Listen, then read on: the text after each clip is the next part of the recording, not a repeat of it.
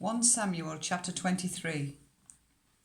When David was told, "Look, the Philistines are fighting against Keilah and are looting the threshing floors," he inquired of the Lord, saying, "Shall I go and attack these Philistines?"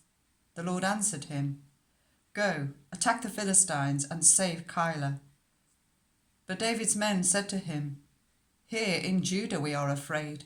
How much more then if we go to Keilah against the Philistine forces?" Once again David inquired of the Lord, and the Lord answered him, "Go down to Keilah, for I am going to give the Philistines into your hand." So David and his men went to Keilah, fought the Philistines, and carried off their livestock. He inflicted heavy losses on the Philistines and saved the people of Keilah. Now Abiathar, son of Ahimelech, had brought the ephod down with him when he fled to David at Keilah. Saul was told that David had gone to Keilah, and he said, "God has delivered him into my hands, for David has imprisoned himself by entering a town with gates and bars." And Saul called up all his forces for battle, to go down to Keilah to besiege David and his men. When David learned that Saul was plotting against him, he said to Abiathar the priest, "Bring the ephod." David said, "Lord, God of Israel, your servant has heard definitely that Saul plans to come to Keilah and destroy the town on account of me. Will the citizens of Keilah surrender me to him? Will Saul come down, as your servant has heard? Lord, God of Israel, tell your servant." And the Lord said, "He will." Again David asked, "Will the citizens of Keilah surrender me and my men to Saul?" And the Lord said, "They will." So David and his men, about 600 in number, left Keilah and kept moving from place to place. When Saul was told that David had escaped from Keilah, he did not go there. David stayed in the wilderness strongholds and in the hills of the desert of Ziph. Day after day Saul searched for him, but God did not give David into his hands.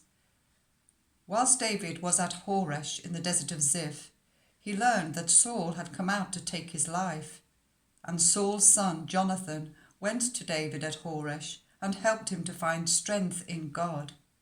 "Don't be afraid," he said. "My father Saul will not lay a hand on you. You shall be king over Israel, and I will be second to you. Even my father Saul knows this."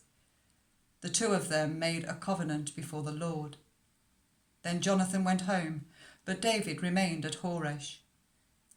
The Ziphites went up to Saul at Gibeah and said, "Is not David hiding among us in the strongholds at Horesh, on the hill of Keilah, south of Jeshimon? Now, your majesty, come down whenever it pleases you to do so, and we will be responsible for giving him into your hands." Saul replied, "The Lord bless you for your concern for me. Go and get more information.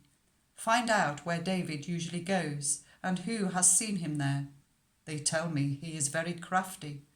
Find out about all the hiding places he uses and come back to me with definite information. Then I will go with you. If he is in the area, I will track him down among all the clans of Judah." So they set out and went to Ziph ahead of Saul. Now David and his men were in the desert of Maon in the Arabah, south of Jeshimon. Saul and his men began the search, and when David was told about it, he went down to the rock and stayed in the desert of Maon. When Saul heard this, he went into the desert of Maon in pursuit of David. Saul was going along one side of the mountain, and David and his men were on the other side, hurrying to get away from Saul. As Saul and his forces were closing in on David and his men to capture them, a messenger came to Saul, saying, "Come quickly, the Philistines are raiding the land." Then Saul broke off his pursuit of David and went to meet the Philistines.